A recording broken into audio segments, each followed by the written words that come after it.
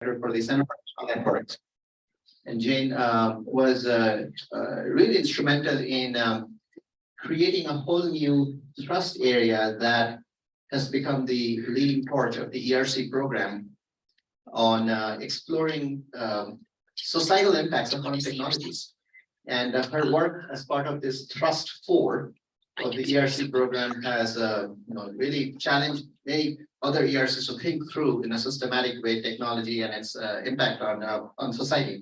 So Jane's current work is on exploring the policy side of technology that is well intended, but could have both cost and benefit. And her current research is she explores big data and how does it affect free speech, privacy, competitive markets. And in the most recent line of work that Jane is leading through her Quantum Society Fellowship Program as part of CQN, she's bringing all that expertise into quantum-enabled technologies. So really fortunate to have you here and looking forward to what you have to say about it. Thank you. Thank you so much, Saikat. And great to be with you all today. In fact, I feel kind of like I'm the MC of a cabaret standing up with the mic here. But that's good. It helps it feel more casual. So as Saikat said, I am working closely. I'm working within the Center for Quantum Networks in order to understand and explain why it's important to think about what the applications are actually going to do to society now. And so that starts with, well, what do we expect to be the major applications? Why are we even building this thing? So for one thing, as you just heard from Dr. Kim, part of the advantage of building a quantum internet is so that it can facilitate quantum computing. It also provides its own service in its own right by facilitating quantum secured networks and communications. In other words, providing a physical layer of security with a sort of guarantee if somebody has been hacking into the communications. And then I have some pictures here to go along with it.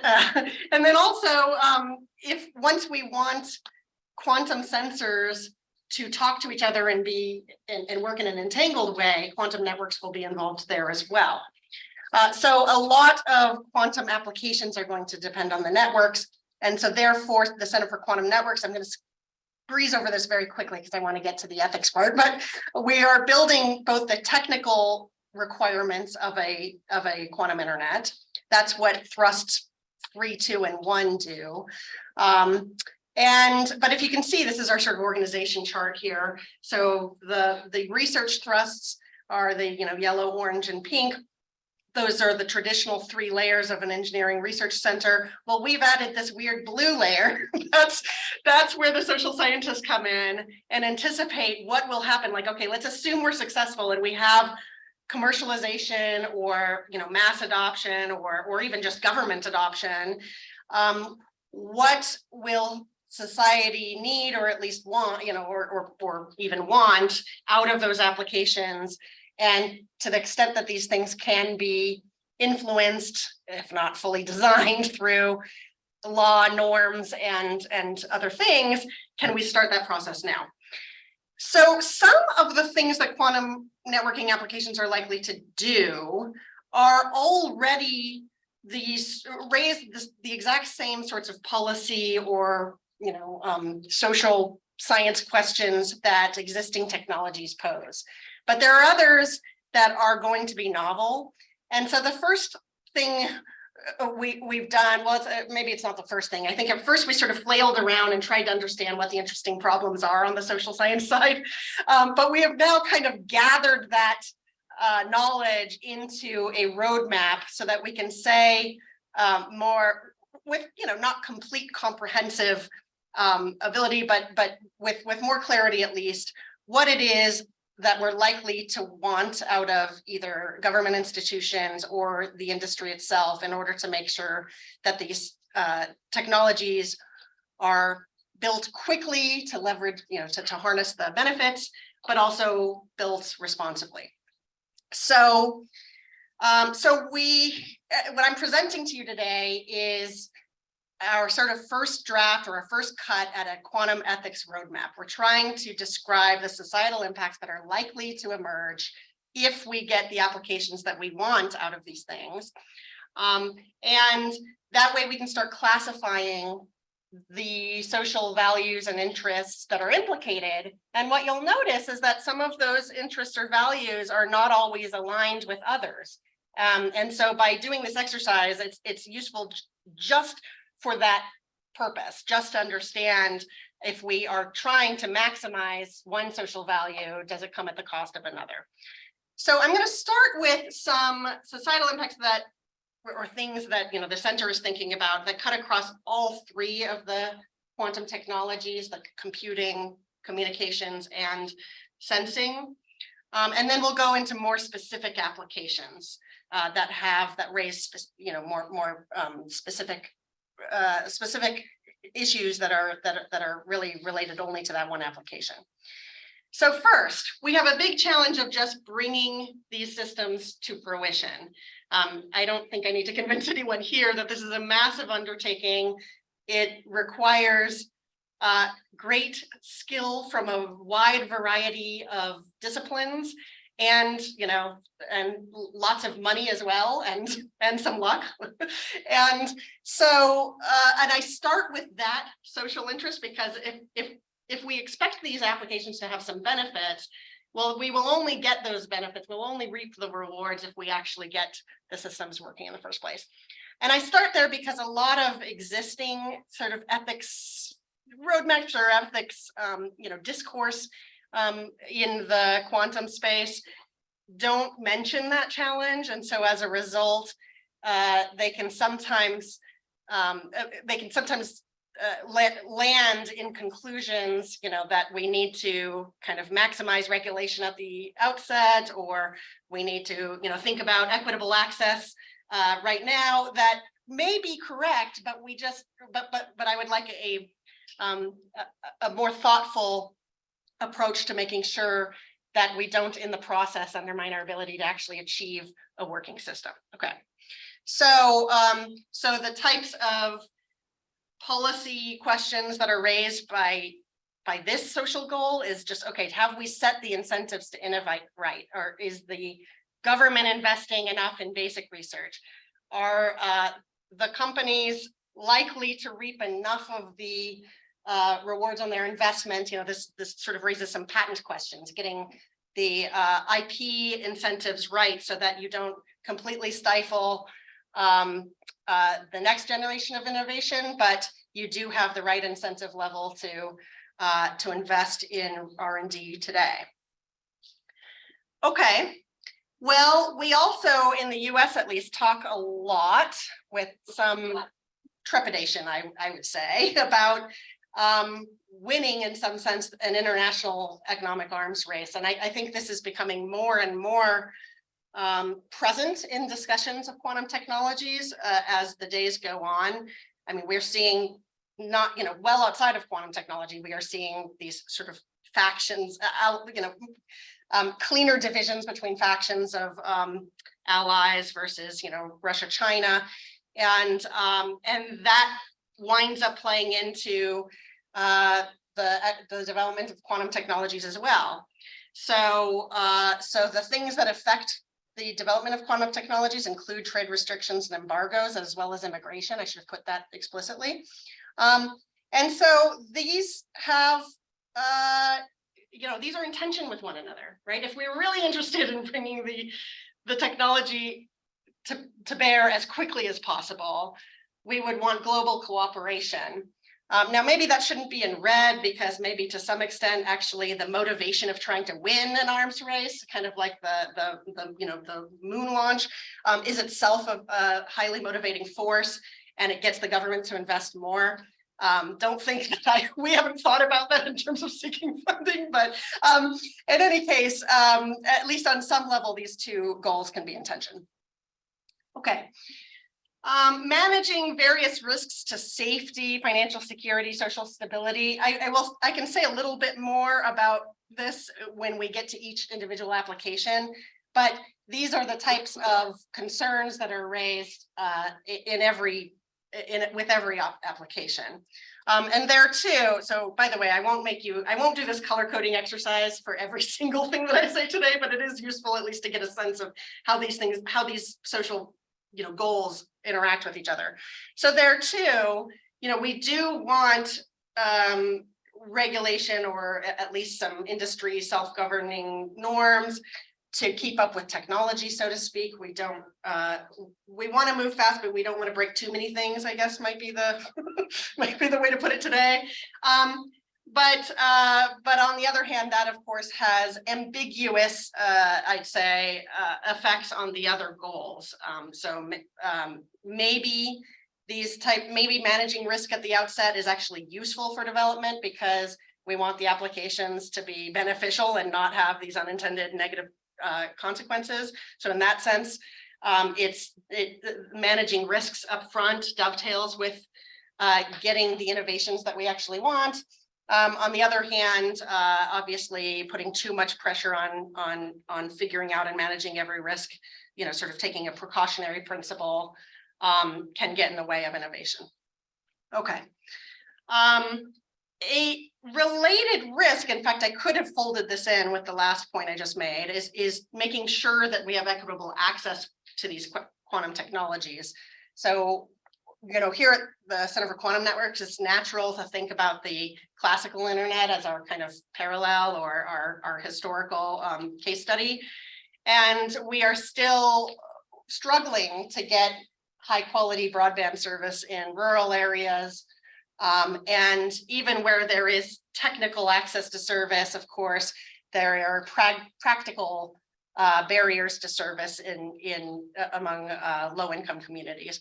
So that is a risk related to the distribution of the benefits. Okay, we want these things. We want quantum technologies to exist. We want to bring them. We want them to emerge quickly, but we also want that space, once it exists, once there is a viable product, to have healthy competition. And so this too, I mean, you might already be thinking about how, I'd mentioned before IP rights and getting there, making sure that there's enough incentive for private industry to pour money into something like quantum computing at the outset. On the other hand, or maybe quantum networks in a way might be even a better example. On the other hand, if there's a single company that has a patent on, say, a repeater system that's going to be a practical necessity for the quantum internet, then we have a competition problem, at least for a while, for the duration of a patent. Okay. Another one that comes up a lot, especially I think because we're in the moment we're in with AI, is worrying about a quantum winter. So if we as the quantum technology community are overhyping the applications and setting expectations too high, we will wind up in that lull period that Dr. Kim's nice graphic showed, where people are just frustrated and they lose faith that it's ever going to happen. Now, and so I see a lot, especially among the sort of sociology of science researchers, I see a lot of fretting about not overpromising. I do think, though, that there are also risks from underpromising. I mean, obviously, underinvestment is one, but that's not the only one. In some ways, ChatGPT has shown that we are now being thrown into an era where every professional is wondering what's going to happen to their job. And maybe if we had been taking seriously what AI could do, for the last 5 years, we'd be a little further along in that exploration curve.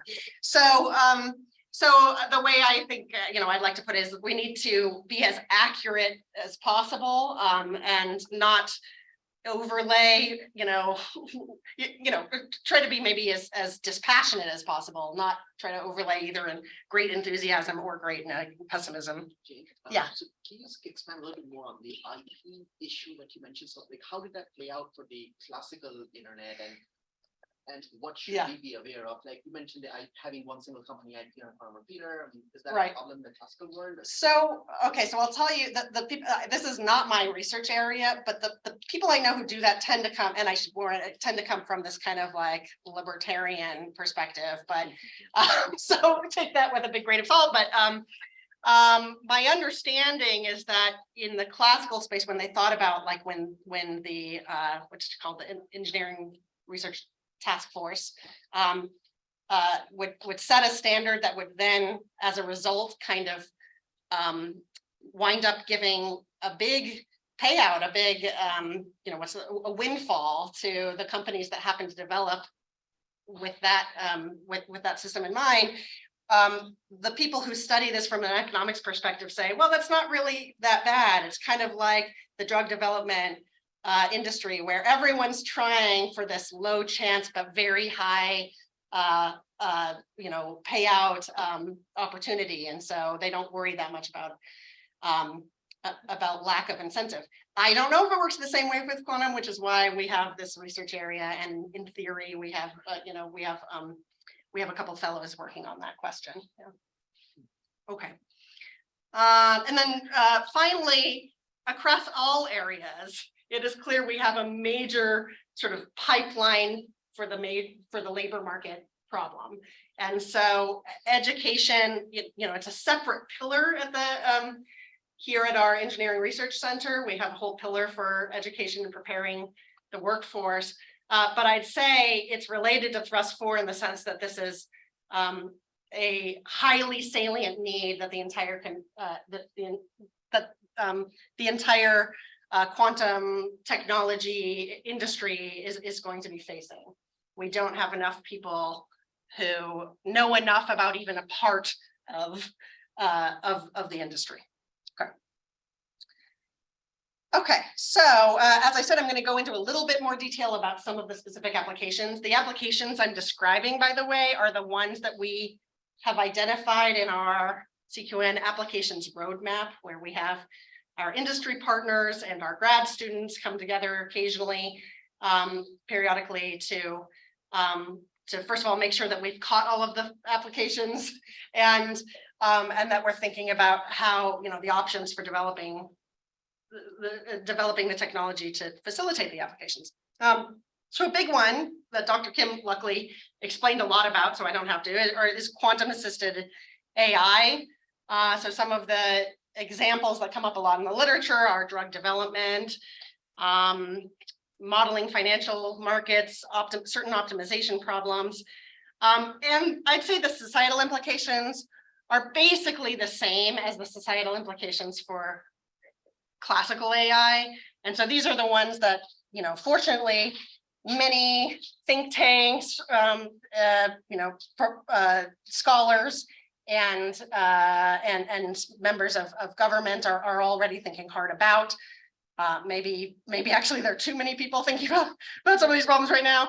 So this includes AI safety or the alignment problem, unintended bias in AI, optimizing at the individual level or the community level. The example I like to give to quickly explain what I mean by this is, you know, when you put in Google Maps that you want to go somewhere, Google, if Google got to decide how everybody drove, they could reduce the amount of time, you know, they could improve traffic flow and reduce the amount of time for everyone. But of course, each individual has this sort of game theory problem, has an incentive to actually get a faster route. Even if everyone acted the same way, we would wind up in a worse place. And so right now, at least my understanding is that a lot of the maps prioritize the individual over the community level. Maybe my understanding is outdated. Labor disruptions, of course, mismatched regulations. Here, again, a lot of this is consistent with what we're talking about with AI. Like, as a law professor, I'm wondering what, you know, there will still be lawyers, but I think the difference between yeah, sorry, bad news. We have touched those. Well, but I think you won't, you know, you will not, unless the cartel, you know, unless these licensing regulations are kept in place, I think you won't need to go to a lawyer very often. So there's good, you know, there's good news. But this is all similar to just classical AI, except I think a big distinction would be drugs, because if we really think drug development is going to get to the point of being able to simulate what a specific patient's body, how a specific patient's body will respond, then the entire infrastructure of clinical trials doesn't make any sense. In fact, so it's actually not ethical. I agree. Yeah. Yeah. So that might be something where at least we're not thinking about that in terms of classical applications. Yeah, maybe we are. I don't know. Okay. And then finally, and this is also, I think, specific to quantum. If we assume that for a while, quantum computing assisted AI will be less available than classical AI and very useful for certain optimization problems, then what do we do? How do we allocate that scarce resource? Do we give it to the highest bidder, the person willing to pay the most? Does Elon Musk get to manage his portfolio first, or do we first use it to figure out global warming? That sort of thing. And even if we have an answer to that, then even if we think we have an answer to that, how do we implement that? Yes. We just heard that Jungsang's company INQ signed a deal with Hyundai for quantum AI driven self-driving cars. Yeah. So it looks like there will be such partnerships that will happen at the corporate level. Yeah. But how does that play into policy decisions that are beyond like two companies trying to work together? Or could go to another company, or IonQ will think what could be done at a level higher up that these transactions are taking place. Yeah. Yeah. So I mean, in some sense, it's a good thing when different companies are contracting with different. It suggests that maybe we'll have lots of development all at once, and so we won't really have the resource won't be as scarce as I'm worried about. However, but if it is, I think you're asking like by higher level, you mean like, is there a reason to intervene in what otherwise the market might prefer? Possibly. I mean, yeah, that's what we are raising. By the way, I should say Thrust 4, for the most part, has the goal of not definitively answering any of those questions. At least right now, we're just trying to identify the problems. Even when we thought for a minute, for like 6 months, I thought we had cohered around one thing that everyone agreed on, which was that at least for quantum networking sort of protocol design, we would want interoperability, as much interoperability as possible. But then an economist came in and was like, well, it depends. It depends on whether by imposing that you ruin the incentives for the initial development. I was like, oh gosh, we just lost the one thing I thought we had consensus on. So that's just, so the other thing though is that there may be mechanisms for market solutions that don't sound, that I think the kind of cynics or pessimists in us wouldn't think of. I mean, paying, first of all, the government itself could be a client, so to speak, or there might be reasons for people to pay a little bit for a service where their interests are pooled. And anyway, so I think the possible problems and solutions are quite broad. Yeah. Let me see. How am I doing on time? We're okay. I'll just keep going until you say, hurry up. Okay. But another quantum computing application that I did not list because I think it deserves its own, attention, of course, is using a quantum computer to run Shor's algorithm, or maybe even something that's easier than Shor's algorithm. My understanding is that there's a paper out of China suggesting that there's a quantum classical possible solution to decrypting RSA or encryption. And so we may be facing really soon this problem of our supposedly secure data no longer being secure. This obviously, I really only list one societal implication, but it's such a big one. This is a privacy and authentication crisis, especially because, at least in theory, it may be that a state or even a confident malicious hacker somewhere is just collecting a lot of encrypted data right now and waiting for the opportunity to decrypt, which may be coming in a few years. Moreover, even when you start thinking about solutions to this, I think the solutions, well, I'll get to one solution, which of course is reliance on quantum networks, as well as other post quantum classical encryption. But for the, collect now, decrypt later attacks, we need to think about threats from 3 different types of actors who have 3 different motivations. So it could be the lone wolf hacker of the sort that I was just describing. It could be foreign actors, but it also could be the US government or law enforcement itself. And those have different, threat profiles, I'd say. And so our level of panic may kind of depend on which adversary we're thinking about. Okay, so that takes us to quantum key distribution, which is useful, or quantum communications, which are useful, first of all, of course, for defensive cybersecurity, basically just getting us back to the point where we have secure channels or end-to-end encryption.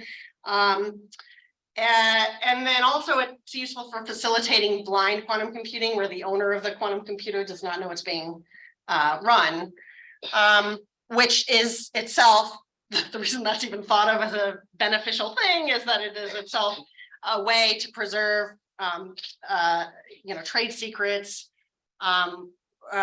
while still using the services of another company.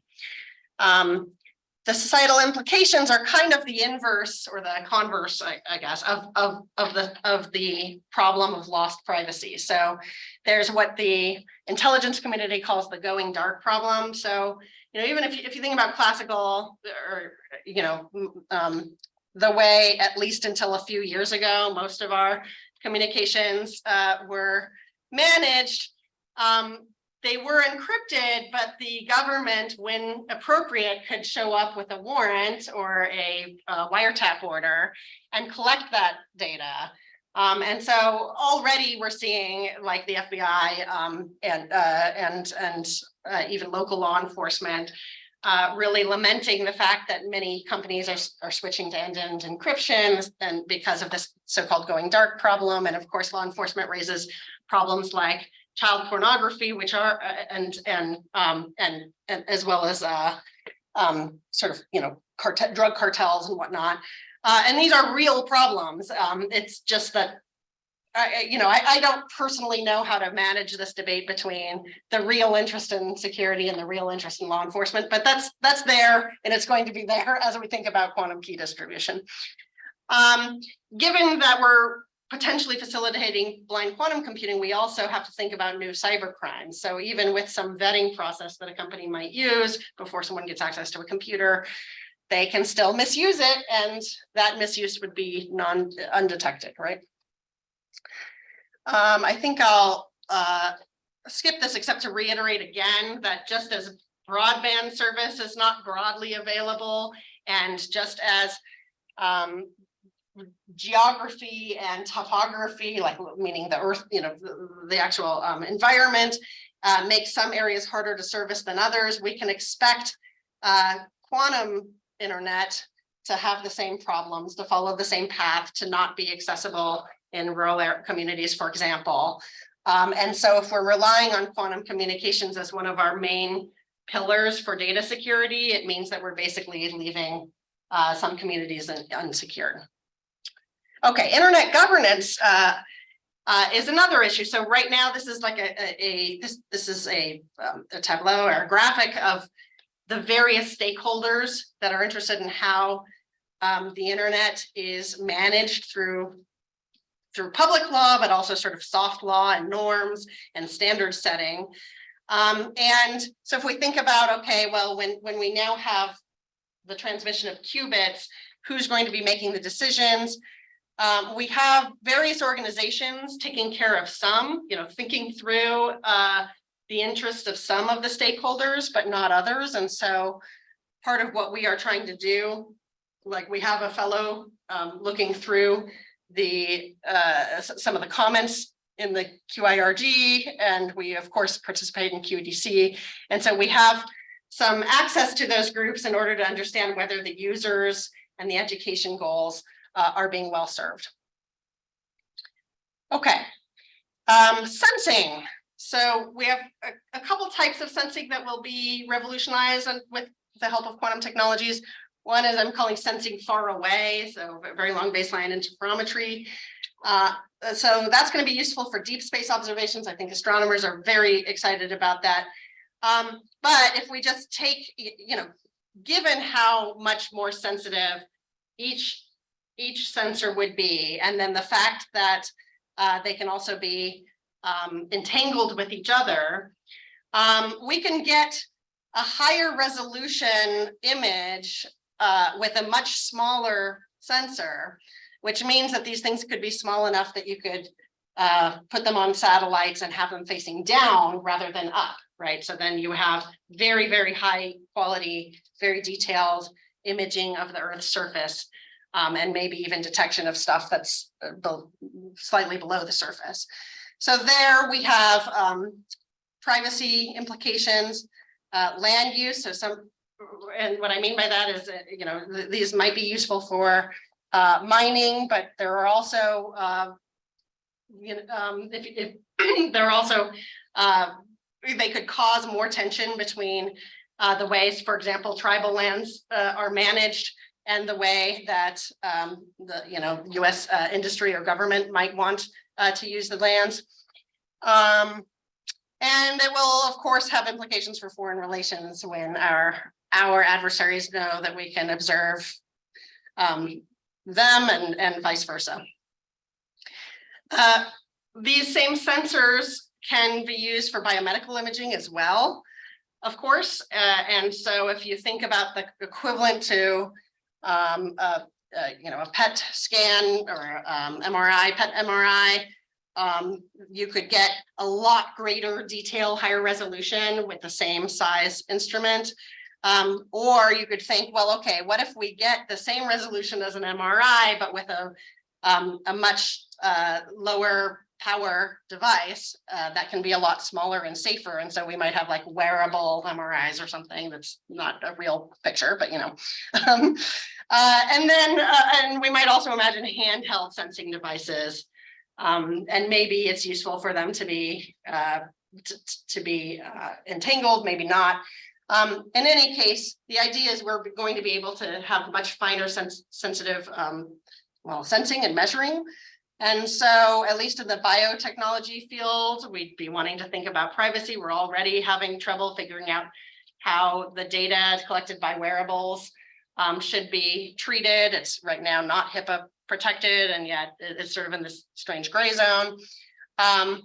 Equitable access to health is always an issue when, and if there's like a huge quantum leap, pun intended, in the equipment that's available in New York City and nowhere else, that's just going to sort of exacerbate the gaps. Okay, and then there are a couple other cool applications that I actually, at least so far, have not found troubling societal implications for, but synchronized atomic clocks and quantum enhanced navigation both seem clearly valuable, and other than possibly raising issues for, maybe for foreign adversaries that are worried about our being able to navigate submarines without GPS or something like that. I have not at least identified any major problems. So that, and very quickly, in a nutshell, gives you a sense of what we mean at CQN when we talk about the development of the socially responsible quantum technologies and internet. Thanks.